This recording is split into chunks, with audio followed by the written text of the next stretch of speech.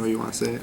If you want to, it doesn't really matter. Alright. This is a deck profile of Heraldic Beast that I got at Locals Extreme Games. I went 4-0 in Swiss with this deck and lost in top 8, but I went to game 3 against Heroes. This deck is pretty interesting. I sort of net decked a little bit of this and made some little changes to it. Okay. But overall, this deck is surprisingly very good and decent for a very cheap deck to make. Since most people aren't going to know what all the cards do you want to just give a brief rundown of each card effect as you pass it? Yeah, no problem. I'll just start off right now. Yeah, what's the monster lineup? The 3-ups of the monsters right now. Turn them the other way. Alright. Perfect. Heraldic King, Heraldic Beast Leo. This card is really good. Okay. This card is whenever it's sent to the graveyard, you can search a Heraldic Beast monster from your deck and add it to hand. Since graveyard, no matter what, you can Foolish Burial it. Yeah, and stuff. Foolish Burial it. You can detach it as material. You still get the search. Okay. 2000 beater. When it's normal summoned, it goes to the graveyard during the end phase, so you can search. It's great to get over Thunder Kings. Let you search. Just in general. Okay. Triple Amber Conway. Card is just basically the normal beater of this deck. It's an 1800 monster. You need 2 of them in the graveyard for its effect to even work. But it's a great 1800 monster, like I said before. Okay. And when they're in the graveyard, you just go Amber Conway, banish 1 Amber Conway, add a monster to your hand. Okay. And then there's some other plays too. You can bring Leviathan, bring it back, and then you just go shenanigans. Okay. And then 3 Heraldic Beast Basilisk. After damage calculation, if a monster battles it, it's destroyed. Okay. So it's pretty much like just the destroyer of their deck. It's really weak. When a monster battles it or when it battles? Whenever a monster battles this. Okay. So after damage calculation, that monster is destroyed. 2 tour guides, just to have 3 ofs, self-explanatory. 1 trag. Single trag. Okay. Knight Assailant, just in case The I tour need a guide target. Yep. And the last Heraldic Beast, Unicorn. Unicorn is really good. It's only got one purpose, and that's to bring out an Exceed monster. Okay. And the Exceed monster I'll just show right now. We're going to get back to Genome. it. But it's just Genome. Yeah. It just brings out Genome. It's really good. Won me a lot of games. OTK'd with it. 3 Advanced Heraldic Art. Card is stupid broken. That's the one that lets you exceed. Exceed right away. If you have 2 Heraldic Beast monsters in the graveyard, special summon both of them, and then immediately exceed. Okay. Just so you can't use their monster effects or whatever. Right. It's just ridiculously good. It's like having a double Reborn right away, and just to get out what you need. So you play what, 6, 7 monster Reborns total? I think 9 would be the correct term, because this brings out 2, so 2, That's 4, so crazy. 6. Yeah. And then that brings us to the other Reborn, which is now the Heraldic Reborn. Okay. It's pretty self-explanatory. It's another monster Reborn, but just for Heraldics and just for your side of the field. That's fine. Let you bring back 1. Do you still play Monster Reborn? Oh, hell yeah. Okay. Double MS or triple MST? Triple MST, because these monsters are really weak, and I found out a lot of the problems is running into back row. Okay. It's kind of a necessity to have triple MST. Have their summons go off so that makes sense. I mean, even though you run enough of these to get back, like I was playing a game earlier, and I was using Heraldic Arts, and the guy would Warning 1, and then bring that out. Got to special summon. Yeah. Then he torrentialed when I summoned them, and then I got to bring a third one. Yup. It was just nuts. And the kid really didn't know what to do. He just looked at me like, you're a jerk. Consistency. Duality is just to add that consistency factor. A lot of the monsters are reactive effects, so it doesn't really hurt too much to deck. Yeah. The Reborn. Foolish. Dark Hole. Heavy. And Mind Control are the 1-ups. Okay. Reborn, self-explanatory. Foolish is just to get your Leos to go off faster. Pot of Avarice? Or because you play so many Monster Reborns? It's because I play so many Monster Reborns that you kind of need the graveyard to be going. Okay. And this deck is most efficient when you keep dumping cards into the graveyard. You use the graveyard as a resource. Okay. Yes. Because if it doesn't have cards in the graveyard, like there was a game when I was playing the Hero Kids where I opened up literally nothing. Not licking veg. You should pass me this way. 1 sec. There was literally nothing I could do against the kid because I would open 2 Reborns, the nuts. a tour guide, and a snowman eater, and I was just like, wow, I can't do much. Mind Control helps to go off for OTK plays. Okay. For and Trap, then traps. 2 torrentials. Double. Double. Yep. And then 1-ofs. Okay. So Blackhorn is going to be your double or your second warning, theoretically. This card is good in a lot of the decks I've been using. I've noticed that I've been able to save this a lot because a lot of the new decks, they've been mostly like exceeding a lot. So I just activate Blackhorn when they exceed. Save the life points. Save the life points, kill their exceed or BLS or something like that. It is pretty effective, and I like it a lot. It's never been really too dead. Yeah. It's probably been dead just as much as a warning Any could other, be dead. yeah.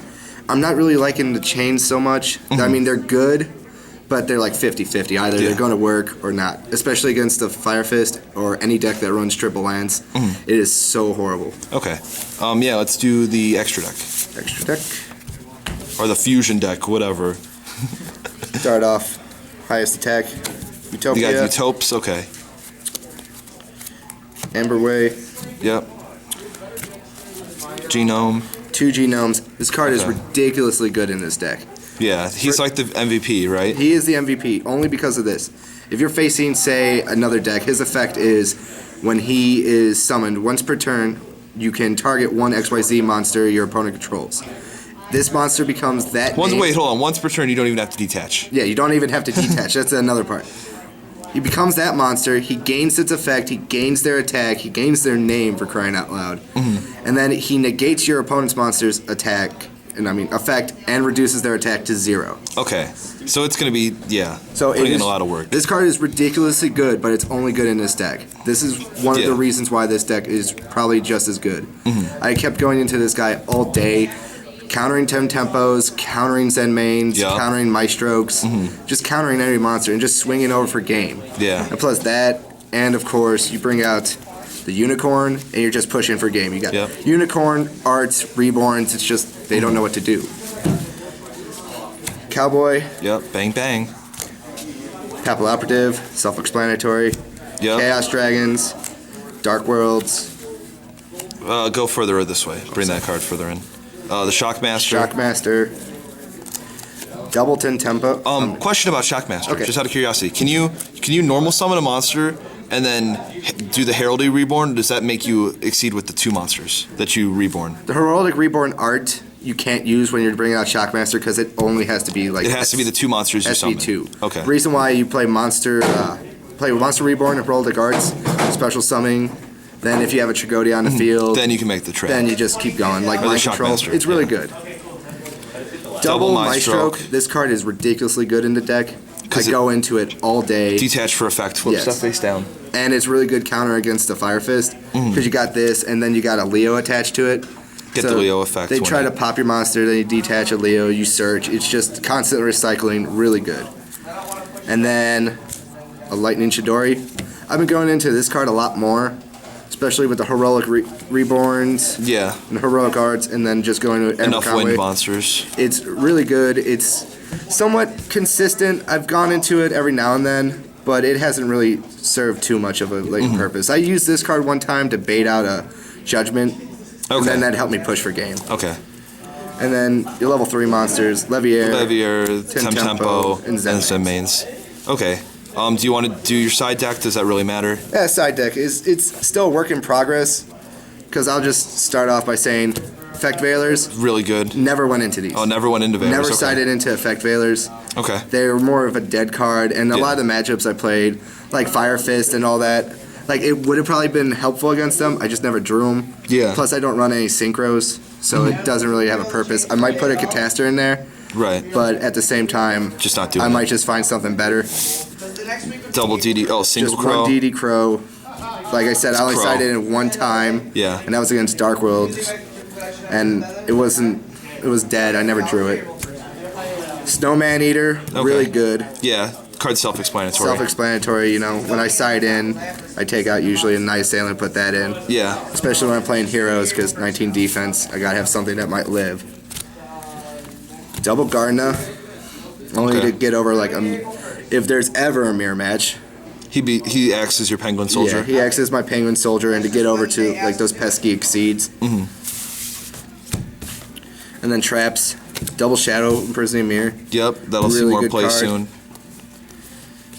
Double Dust Tornado, just because of the back rows. Debunks. Okay, get rid of the hand traps. I definitely recommend people putting more of these in there if you don't run soul drains in your deck, definitely run debunks. 1 Mind Crush And 1 Needle Sealing. Think about taking out the Needle Sealing, but definitely the double debunks. Puts in a lot of work this were format. Really good. Okay. Against the Dark World matchup, this card put in so much work. I got really lucky draws with these, but they're really good. And I didn't play Mermails. I think that was also another reason why I went. Would have debunked 4-0. the shit out of them. I would have dressed, yeah, hopefully. But a lot of matchups, like I said, I played 2 Fire Fist, I played Chaos Ninjas, I played Dark Worlds, and I Play played some real decks. I played Heroes. Cool. And, just out of just saying this, the Heroes were a tough matchup only because of the back row. And I did go to game 3 with him before I lost. I just had an abysmal hand, but that's no excuse. The deck is legitimately, I say, a good deck.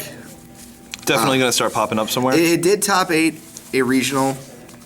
Start seeing it more. So maybe, I don't know, you could, if you're a cheap Yu-Gi-Oh player, you don't have a lot of money, literally, Try where's it. that card?